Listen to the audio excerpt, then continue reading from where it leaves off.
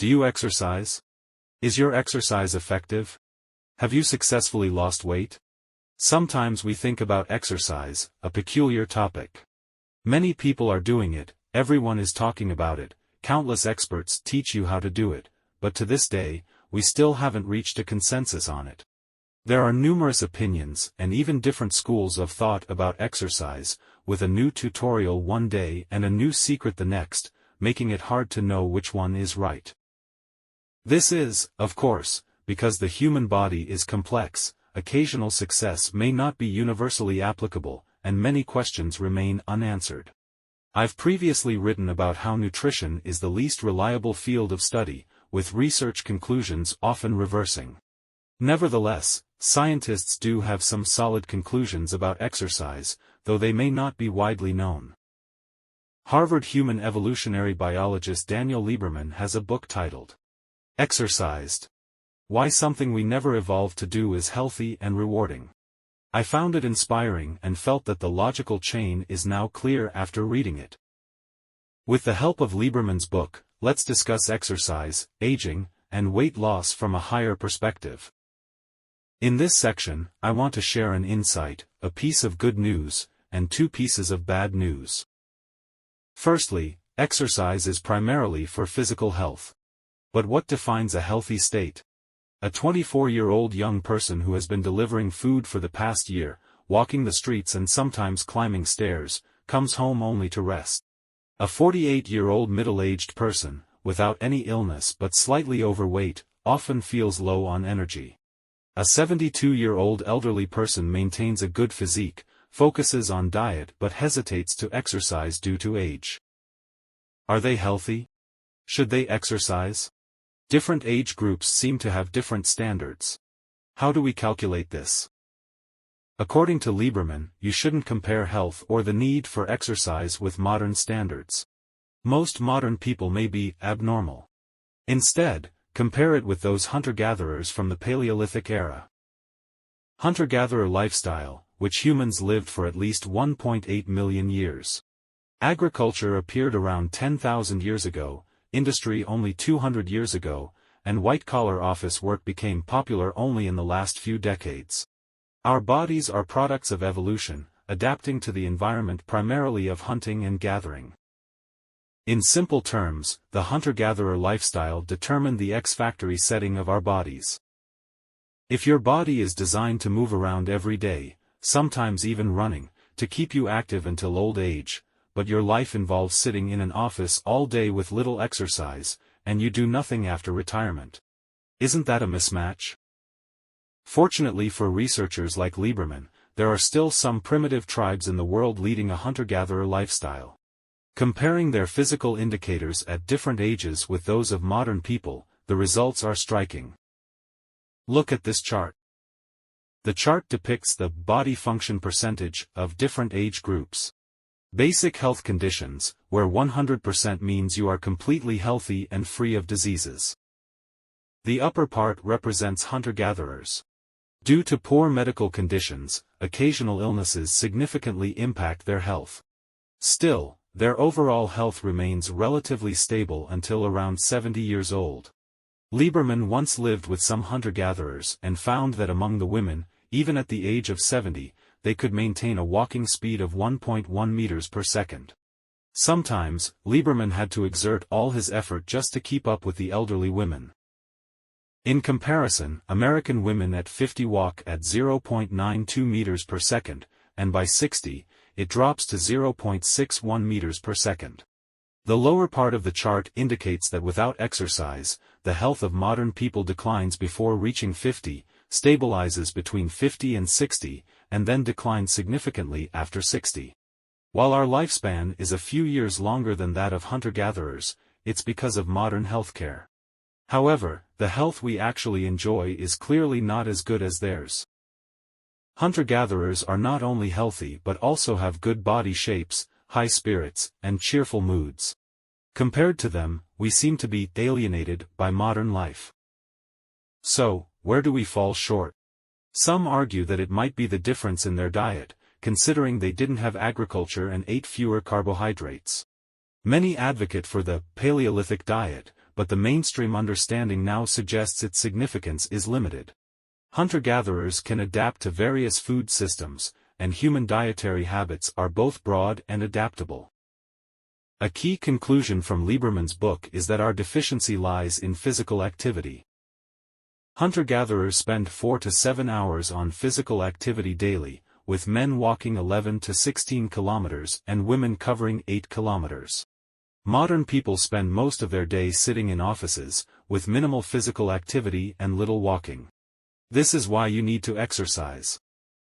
That chart precisely tells us that, as long as you exercise, don't smoke, avoid obesity, and combine it with modern healthcare, you will be healthier than hunter-gatherers. So, should we also go for a walk for at least 4 hours every day? I don't have time for that, you might say. This is where scientific knowledge comes into play. While comparing with hunter-gatherers is useful, it can't be directly applied.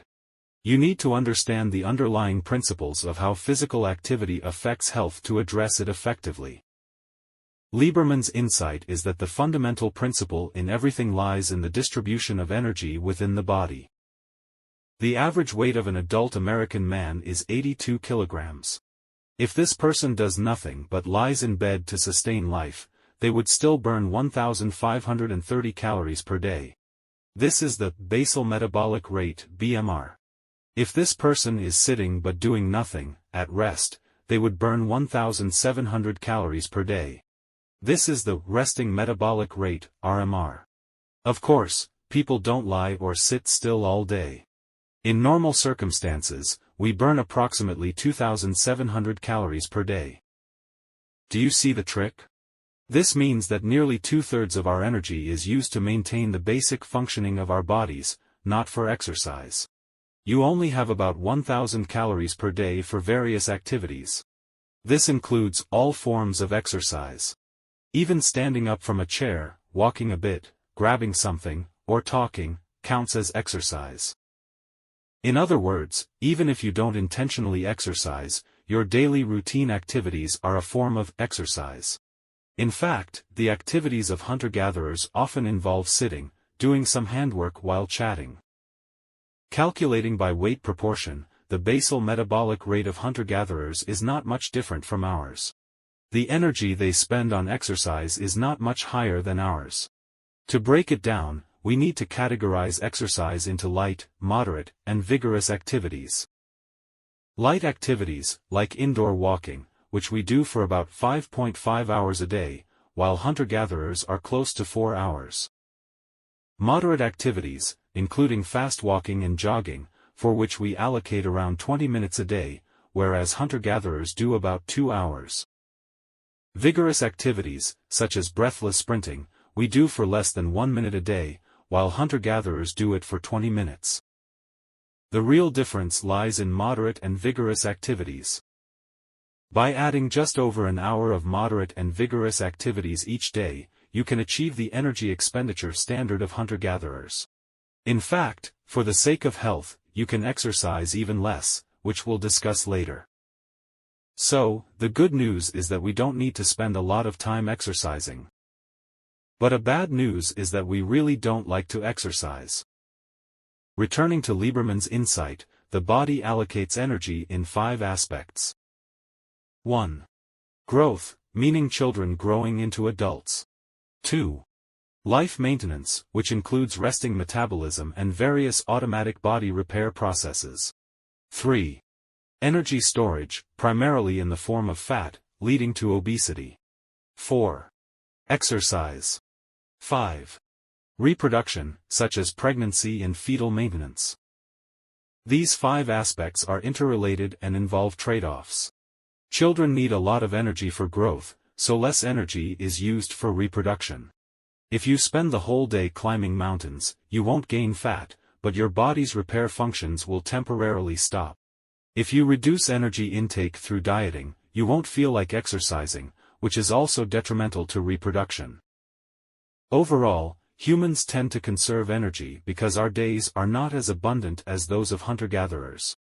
Therefore, we have an inclination towards being lazy. There's no hunter-gatherer who would run around just for fun. In fact, Humans dislike intense physical activity more than other animals because we are high-energy creatures. We lack the combat abilities of lions and leopards, and to obtain meat, we must track prey for extended periods. Our brains consume a considerable amount of energy. Our reproductive frequency is twice that of chimpanzees. It's like someone who earns a lot but has larger daily expenses must be good at saving money to survive. Our way of saving energy is to avoid moving when we can. Laziness in exercising is part of our body's factory settings. Yes, some people genuinely fall in love with running. It gives them both physical and mental pleasure, known as the runner's high. However, reaching this state requires prolonged running training. Even those hunter-gatherers didn't run unless necessary. No one inherently loves running. The contradictory situation is that, on the one hand, the body demands regular movement, and on the other hand, it also demands that we avoid it. Hunter-gatherers were compelled by their way of life to move, and they didn't feel this contradiction. You, however, must make a conscious decision to exercise. So, you've made up your mind, saying you want to exercise. Here comes the second piece of bad news. The effects of exercise are not so easily visible.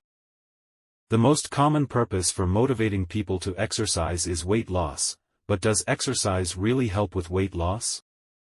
If you walk 10,000 steps a day, covering about 8 kilometers, you burn 250 calories, and you burn some fat.